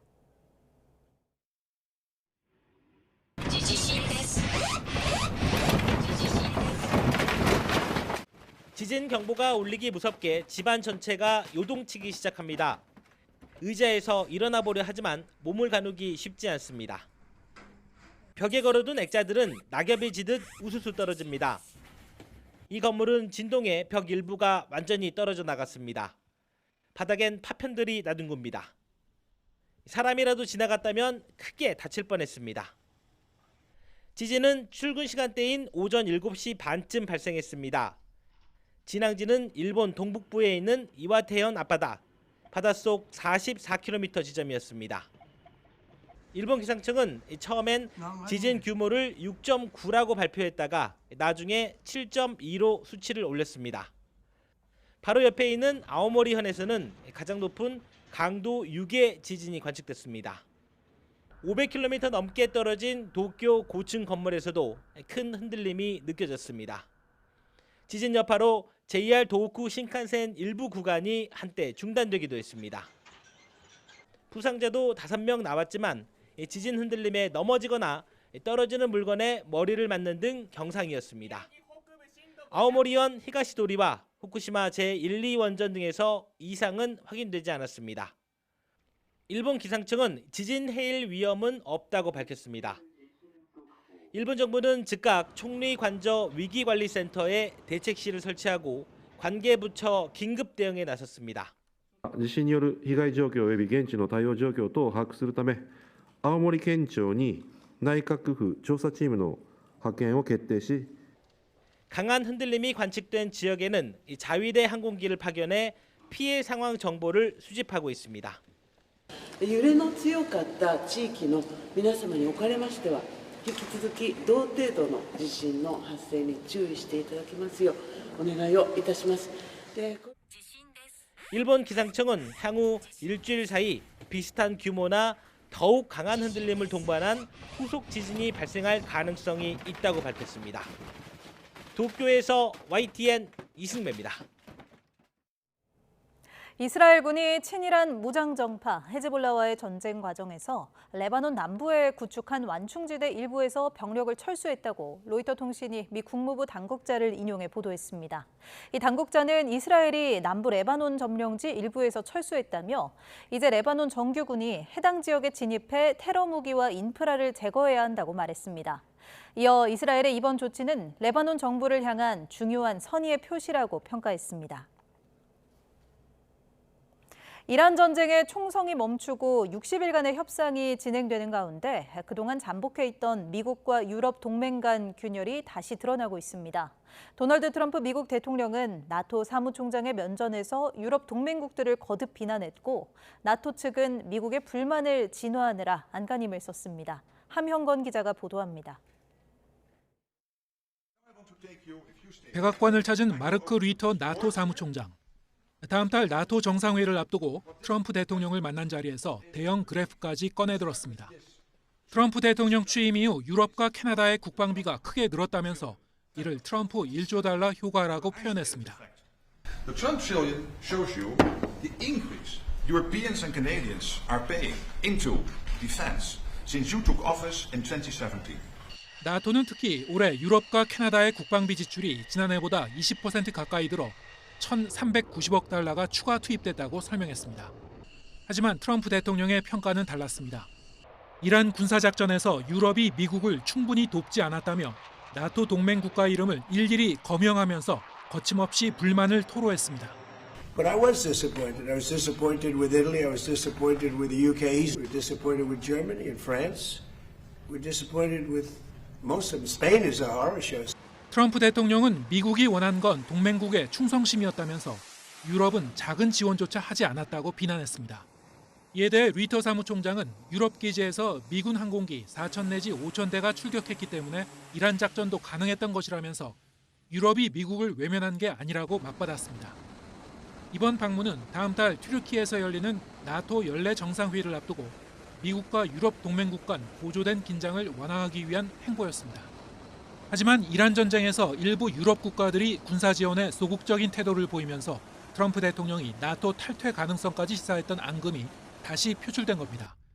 이란 전쟁은 일단 멈췄지만 미국과 유럽의 균열은 그대로 남으면서 다가오는 나토 정상회의는 동맹의 결속을 확인하는 시험대가 될 전망입니다. YTN 함형건입니다.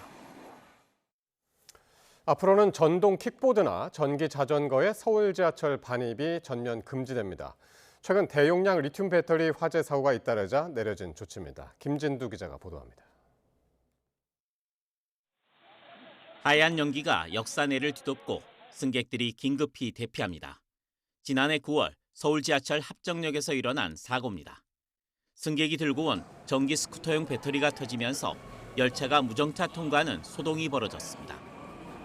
올해 들어서도 승객의 휴대용 보조 배터리가 터지는 사고가 잇따랐습니다. 지하철 내 배터리 발화 우려가 커지자 서울교통공사가 강력한 대책을 내놨습니다. 다음 달 1일부터 대용량 리튬 배터리와 이를 장착한 개인용 이동장치의 역사 내 반입이 전면 금지되는 겁니다. 제한 기준은 항공기 안전기준과 같은 160와트시 초과 제품으로 전동 킥보드와 전기자전거, 전동 휠 등 일체의 개인 이동장치는 지하철을 이용할 수 없습니다. 다만 스마트폰이나 노트북 그리고 일반적인 휴대용 보조 배터리는 대부분 기준 이하인 만큼 정상적으로 들고 탈 수 있습니다. 교통약자가 사용하는 전동 휠체어 역시 예외적으로 허용됩니다. 리튬 배터리는 우리 일상에 꼭 필요한 제품이지만 화재 발생 시에 일반 화재보다 진화가 어렵고 위험성이 큰 만큼 선제적 관리가 필요해서 이번 조치를 취하게 되었습니다. 서울교통공사는 제도 시행 전까지 역사 내 안내문과 전광판 등을 통해 집중 홍보와 현장 계도를 벌일 예정입니다. YTN 김진우입니다. 사기 혐의로 수배 중인 남성이 순찰하던 경찰의 덜미가 잡혔습니다. 서울 광진경찰서는 구매 대금을 지급하지 않은 차량을 몰고 도주한 혐의로 수배 중이었던 60대 남성 A씨를 체포했습니다. 광나루 지구대 소속 경찰관들은 지난달 30일 오후 5시 10분쯤 지역을 순찰하던 중 A씨 차량 번호를 조회한 결과 자동차관리법 위반으로 운행 정지 명령이 내려진 사실을 확인했습니다. 네. 고기를 얼마나 먹느냐보다 어떤 종류의 고기를 먹느냐가 특정 암 사망 위험과 관계가 있다는 국내 연구 결과가 나왔습니다. 예를 들어 남성의 경우 붉은 고기를 많이 먹을수록 암 사망 위험이 낮아지는 경향이 확인됐습니다. 김대근 기자입니다. 연구팀이 본 고기 종류는 붉은 고기와 닭고기, 내장육, 가공육 등 4가지였습니다. 이 고기들은 섭취량에 따라 1에서 4분위로, 가공육은 섭취군과 비섭취군으로 나눴습니다. 그리고 지표별 보정을 거쳐 암 종류별 사망 위험도를 비교했습니다. 고기를 얼마나 먹었는지는 남녀 모두에서 크게 중요하지 않았습니다. 특정한 종류의 고기, 성별이 중요했습니다. 남성에서는 붉은 고기를 많이 먹은 그룹일수록 가장 적게 먹은 그룹보다 위암 사망 위험이 52% 낮았습니다. 체질량 지수가 25 미만으로 비교적 마르거나 흡연 경험이 있는 남성에서 특히 두드러졌습니다. 여성에서는 내장육을 비교적 많이 먹은 그룹이 가장 적게 먹은 그룹보다 유방암 사망 위험이 2.57배, 췌장암 사망 위험은 1.83배 높았습니다. 60세 이상, 체질량 지수 25 미만, 비흡연 여성에서 더 뚜렷이 보였습니다. 연구팀은 살코기보다 간이나 곱창 같은 내장육에 중금속이 더 많이 들어있을 수 있고 지방 함량도 높아 췌장이나 유방처럼 나이가 들수록 지방이 축적되기 쉬운 장기에 문제를 일으켰을 가능성이 있다고 분석했습니다. 그래서 지방 조직에 좀 더 축적되고 그럴 수 있는 물질, 또 거기서 여성이고 나이 드시고 그리고 체질량 지수가 작은 사람들이 좀 더 영향을 받았다 하고 나오거든요. 내장육 섭취와 암 사망률 상승에 연관성이 보고된 건 이번이 처음입니다. 남성의 경우 붉은 고기가 위암 사망 위험 감소와 함께 나타난 배경으로 가공육보다 수육이나 구이 중심의 섭취를 하는 우리 식문화를 꼽은 점도 주목됩니다. 연구팀은 이번 연구가 관찰 연구이므로 육류 섭취와 암 사망률 사이에 직접적인 인과관계를 단정하기는 어렵고 조리 방법이나 장기적인 식습관 변화를 반영하지 못한 한계가 있어 추가 연구가 필요하다고 밝혔습니다. 이번 연구 결과는 영양 식이 분야 국제학술지 프론티어스인 뉴트리션 최근호에 실렸습니다. YTN 김대근입니다. 요즘 중국에선 메마른 북방 하늘에 열대 휴양지에서나 볼 법한 정란운이 자주 뜬다고 합니다. 그런데 이 지역에는 천둥번개나 우박을 동반한 폭풍이 몰아쳤다고 하는데요. 지구온난화에 따른 대자연의 경고는 아닐까요? 베이징에서 강정규 특파원입니다. 파란 하늘에 하얀 뭉게구름이 피어오릅니다. 지나가는 비행기는 물론 인간이 만든 도시마저 장난감처럼 보일 뿐입니다. 베이징의 자존심을 상징하는 초고층 빌딩보다 높고 거대합니다. 퇴근길에 펼쳐진 장관에 행인들도 잠시 멈춰 사진 찍기 바쁩니다. 超大的棉花糖云啊太震撼了。 그러나 겉보기엔 푹신할 것만 같은 구름 속에선 엄청난 에너지가 요동치고 있습니다. 실제 땅거미가 깔리자 낮엔 보이지 않던 번갯불이 구름 속에서 쉴 새 없이 번뜩입니다. 구름이 목격된 베이징 동남쪽 허베이성 청도와 탕산 등지엔 우박 폭풍도 몰아쳤습니다. 这不是假的，这是真的啊！这是咱们卖西瓜蛋的，西瓜都大熟了，你看。 이런 정난우는 태양이 달궈 놓은 지표면의 뜨거운 공기와 상층부의 찬 공기가 부딪혀 형성됩니다. 문제는 하늘 높이 쌓인 물방울이 무거워져 땅으로 폭포수처럼 쏟아져 내릴 때 생깁니다. 气象学当中有一个专门的名字，叫做夏季暴流。当夏季暴流出现时，瞬时的风力可以达到12级以上，对飞机、轮船都可能会造成致命打击。 메마른 중국 북방 하늘에 휴양지에서나 볼 법한 열대 구름이 펼쳐지면서 경탄을 자아냈지만 그 속엔 지구 온난화에 따른 대자연의 경고를 품고 있을지 모릅니다. 베이징에서 YTN 강정규입니다. 여름철 불청객 러브버그가 기승을 부리자 서울시가 살수 드론과 고공 포집기를 투입해 본격적인 방제에 나섰습니다. 완벽한 박멸 대신 친환경 방식으로 개체수를 조절해 시민 불편을 줄이는 게 목적입니다. 김준영 기자가 보도합니다. 서울 불암산 자락의 숲길. 거대한 날개를 단 대형 드론이 굉음을 내며 하늘로 솟구칩니다. 드론이 풀숲과 나무 위를 미끄러지듯 날아가며 하부에서 미세한 물방울을 넓게 뿜어냅니다. 공중에서 떨어진 물방울을 맞은 러브버그가 바닥으로 우수수 떨어집니다. 화학 살충제 대신 물방울의 낙하 압력으로 러브버그의 날개를 적셔 비행 능력을 떨어뜨리는 친환경 방식입니다. 순수한 음용수로 이제 러브버그를 방지하는 것이 되겠습니다. 40리터까지 우리가 약액 충수를 할 수 있는데 그 충수된 걸로 다 하게 되면 한 3분에서 5분 정도 내외로 사용이 가능합니다. 익충으로 분류되는 러브버그 특성을 고려해 완전히 박멸하기보다는 개체수를 적정 수준으로 조절해 시민 불편을 줄이는 게 목적입니다.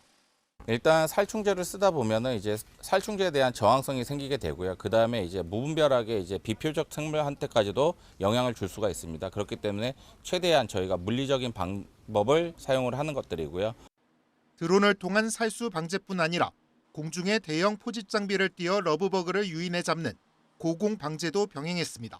살수 드론 이외에도 고공 포집기라든지 아니면 향기로 유인하는 유인물질 포집기를 기존에 한 1,300개 정도를 계획하였다가 지금 4,800여 개 정도를 서울 전역에 설치를 하여서 발생하는 개체를 시민들이 불편하지 않게 느끼시도록 노력을 하고 있습니다.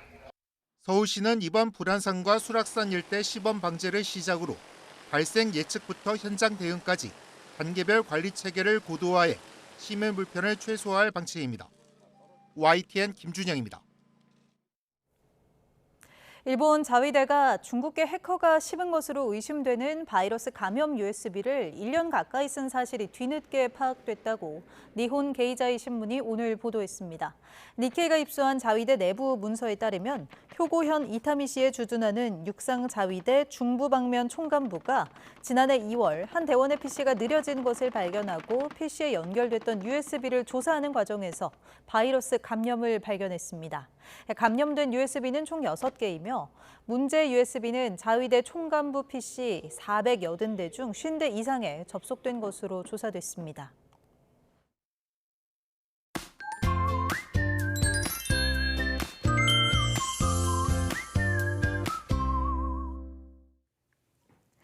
내륙을 중심으로 국지적으로 강한 소나기 구름이 만들어져 있습니다.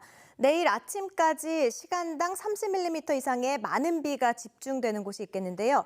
돌풍이 불고 천둥 번개와 우박을 동반하는 곳도 있겠습니다.